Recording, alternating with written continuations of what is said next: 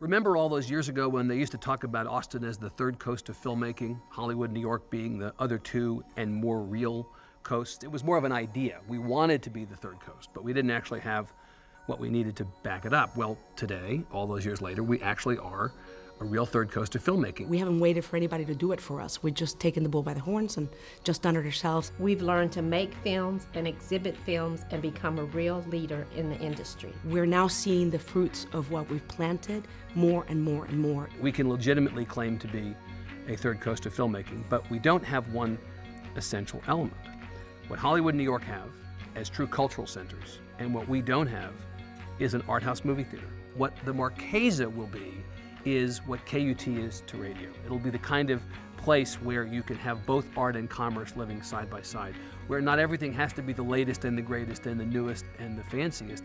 It can be about the art of film. The Austin film scene needs a community center where people can come together and discuss each other's films, watch each other's films, maybe even forging relationships together. You know, I still think of some of my longest Austin friends are that person who was sitting up there and you realize you'd been at 3 films that day in different theaters around town and seen that same person. You finally get to know them. Going to a movie isn't just sitting near other strangers in a dark room and staring at a screen. It's that moment when I forget I am in a theater.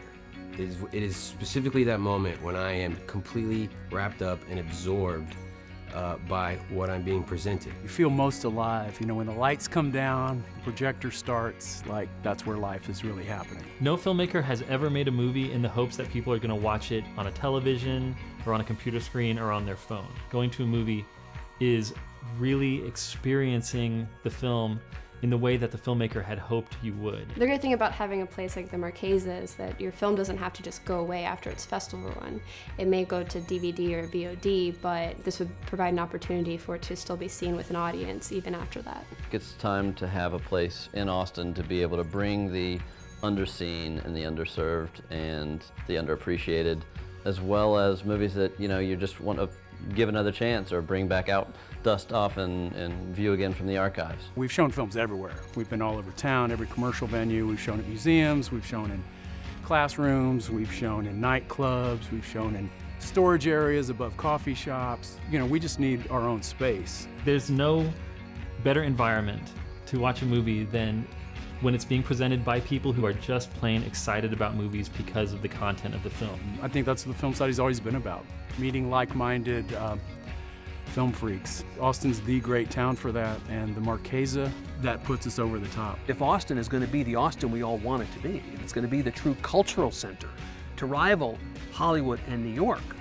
as we all want it to be, we as a community are obligated to make the Marchesa happen. We have to vote with our wallets and get this thing going. And then once it exists, vote with our feet and support it. Because for the Austin film community not to have a place like the Marchesa, we're not being our best selves. We need to be our best selves as a film community. Filmmakers and film lovers, film watchers. And that means we need the Marchesa.